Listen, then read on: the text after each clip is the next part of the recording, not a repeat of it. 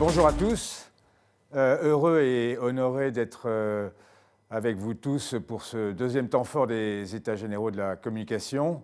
Merci à tous ceux qui ont organisé ces États généraux et merci aussi à tous les intervenants des nombreuses tables rondes qui ont apporté leur point de vue à ces États généraux et je tiens vraiment à les remercier.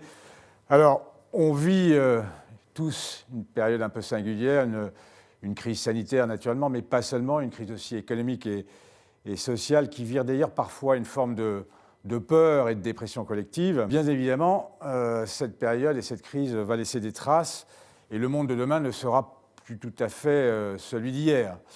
Mais en même temps, je pense que cette crise montre de nouvelles opportunités, elle crée de nouvelles attentes et je pense qu'elle nous oblige aussi du coup à repenser tous un peu nos modèles. Les marques, les communicants, les acteurs médias que nous sommes tous ici ont un rôle particulièrement important à jouer dans cette sortie de crise. Tout simplement parce que nous vivons tous, à travers nos métiers, les envies, les angoisses, les tensions, les espoirs, les rêves de nos consommateurs qui sont aussi nos concitoyens. Et nous les comprenons, je pense, mieux que quiconque, car nous leur parlons au quotidien. Alors, à la question, est-ce que les marques peuvent contribuer demain à la réponse, je réponds 3 fois oui. D'abord parce que les marques sont au cœur de la vie des gens. Elles sont au cœur de l'économie, elles sont au cœur du social, elles sont au cœur des enjeux de société. Les marques ont aussi un poids et un rôle économique. Elles sont beaucoup plus qu'un produit dans un linéaire ou une affiche. Elles ont une histoire, un savoir-faire, un ancrage, elles cherchent, elles créent, elles investissent, elles innovent, elles emploient. Et les marques sont aussi des porte-voix, le reflet de la société qui les entoure, parce qu'elles captent au plus près les tendances et les aspirations de leurs consommateurs. Donc pour ces 3 raisons, elles ont un rôle clé et évident de sensibilisation, d'éducation et évidemment d'innovation pour favoriser demain une consommation plus responsable et plus durable. Ces 2 rôles d'ailleurs, d'un côté la mission économique et sociale, de l'autre la responsabilité et l'attention à l'environnemental, ne s'opposent pas, ils se complètent. Et j'ai vraiment la conviction, et je ne suis pas le seul, que les marques qui mettent vraiment le développement durable au cœur de leur modèle feront bouger les usages et les lignes bien plus que n'importe quel texte de loi.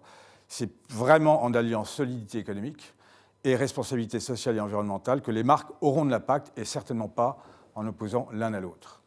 Alors ayant dit cela, quels sont les enjeux auxquels doivent faire face demain les marques pour réussir dans ce monde d'après-crise ? Moi j'en vois personnellement 4 qui d'ailleurs concernent tout à la fois les marques, me semble-t-il, et le monde de la communication. D'abord, la transparence. On vit dans un monde où règne quand même la défiance, où nos consommateurs veulent connaître l'envers du décor, qui est derrière, comment les marques conçoivent, comment elles produisent. Et même au-delà de la transparence, je dirais qu'il y a aussi un enjeu de sincérité. Dans un monde où tout se sait, non seulement la sincérité protège les marques, mais leur donne aussi, quelque part, le droit à l'erreur. Le deuxième enjeu, c'est le sens et la raison d'être. On en parle beaucoup. Oui, nos consommateurs veulent des entreprises et des marques engagées qui démontrent leur utilité et leur contribution au monde qui les entoure, au-delà des produits et des services qu'elles développent. Des marques qui défendent et font avancer les causes auxquelles elles croient, des marques qui émettent positivement et font preuve de générosité et de solidarité. Le troisième enjeu, c'est l'innovation. Alors, on en parle tous de l'innovation, mais je pense qu'aujourd'hui, on est dans un monde vraiment exponentiel, pas besoin d'aller dans le détail là-dessus, où le rythme de diffusion des technologies s'accélère. Et je pense que la créativité alliée à la tech va demain vraiment révolutionner nos métiers et va révolutionner aussi les usages. Important donc de s'y préparer, car la capacité d'innovation au plus près des besoins consommateurs sera un facteur vraiment différenciant et déterminant pour nous tous ici. En se rappelant toujours un précepte simple, qui est que la bonne innovation, ce n'est pas seulement d'inventer quelque chose, c'est tout simplement d'améliorer vraiment la vie des gens au quotidien. Le quatrième enjeu, c'est la responsabilité. C'est un sujet, je crois, évident, c'est le sujet de ces États généraux, et il y a urgence à agir. Il y a d'abord la conscience et la responsabilité morale qu'on a tous, je pense, mais aussi nos clients, nos consommateurs, nos équipes en interne qui attendent que nous bougions. Sur ce sujet, il me semble qu'il faut d'abord bien sûr de la volonté, de l'ambition, et puis aussi de la méthode et une vraie transparence, là aussi, et une vraie sincérité.